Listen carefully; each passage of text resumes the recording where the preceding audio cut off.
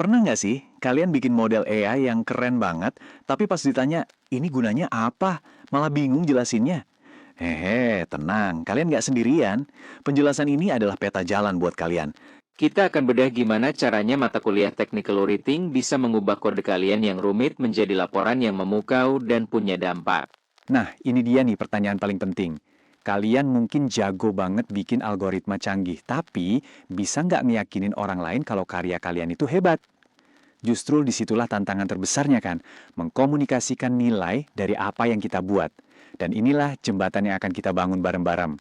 Dan inilah solusinya. Anggap aja semester ini tuh perjalanan transformasi kalian. Kita nggak cuma belajar nulis loh, tapi benar-benar mengubah skill teknis kalian yang dalam banget itu jadi senjata komunikasi profesional.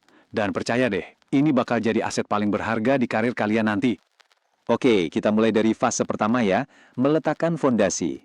4 minggu awal ini, fokus kita adalah membangun dasar yang super kokoh. Ini bukan sekedar aturan main biasa, tapi ini adalah prinsip-prinsip fundamental yang bakal jadi penopang setiap laporan yang kalian tulis nanti. Prosesnya logis banget, jadi gampang buat diikutin. Pertama, kita pahami dasarnya dulu. Terus, langsung gas ke skill nulis yang jelas dan objektif. Ini nih yang bedain tulisan teknis bagus sama yang biasa aja. Abis itu, kita pelajari kerangkanya, struktur laporannya. Terakhir, kita bakal bedah karya-karya profesional biar tahu para ahli itu ngerjainnya gimana sih. Jadi, setiap minggu itu kayak naik satu anak tangga. Nah, sekarang kita masuk ke bagian intinya nih, jantungnya semester ini, fase 2. Di sini, kita udah nggak banyak teori lagi, tapi langsung praktek. Kalian bakal mulai membangun laporan teknis kalian sendiri, benar-benar dari nol, dari halaman kosong, sampai jadi draft pertama yang solid. Kuncinya di sini tuh prosesnya bertahap. Jadi nggak usah panik, kita nggak langsung nulis semuanya sekaligus. Kita mulai dari gerbangnya dulu, abstrak dan pendahuluan.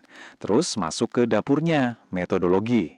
Nah setelah itu kita belajar cara pamerin hasilnya, lewat visualisasi data, dan puncaknya, kalian bakal dapat masukan super berharga dari teman-teman sendiri. Ini tuh kayak ngebangun sesuatu, pelan-pelan tapi terstruktur, bukan lari sprint. Selama fase ini, kalian bakal ngasah skill yang spesifik banget, dan jujur aja paling dicari di industri. Ini bukan cuma soal nulis loh, tapi gimana caranya mengubah data AI yang mentah jadi grafik yang bisa bercerita. Gimana caranya menganalisis temuan kalian secara kritis, bukan cuma ngelaporin doang. Dan yang nggak kalah penting, belajar nerima dan ngasih feedback. Wah, ini skill yang krusial banget di dunia kerja. Oke, dan kita sampai di fase terakhir, fase 3, dari draft menuju final. Disinilah kita bakal memoles draft kita biar jadi berlian. Kita ubah draft yang udah bagus jadi dokumen profesional yang siap dipresentasiin di mana aja. Di sini, detil itu segalanya.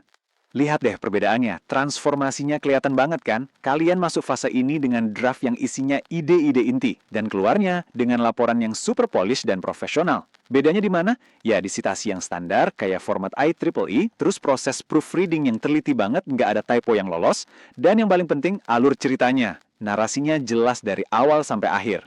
Jadi, ada 3 skill tingkat dewa yang bakal kalian bawa pulang dari fase ini. 1, mengutip referensi kayak peneliti pro. 2, jadi editor yang paling kejam buat tulisan sendiri, ini penting. Dan 3, yang paling keren, kalian bisa presentasiin karya kalian dengan pede di depan siapapun.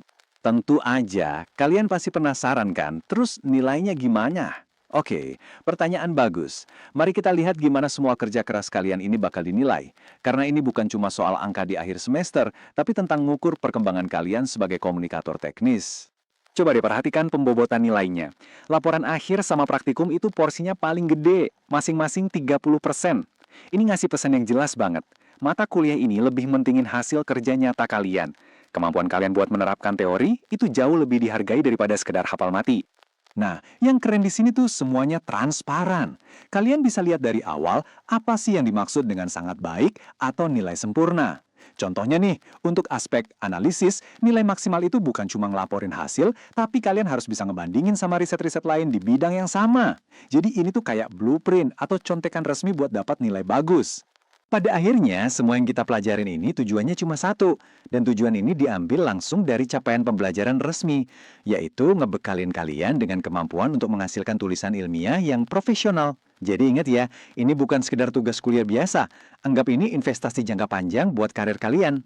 Jadi, setelah kita ngelihat seluruh peta jalannya, dari minggu pertama sampai laporan akhir, sekarang pertanyaannya kembali ke kalian.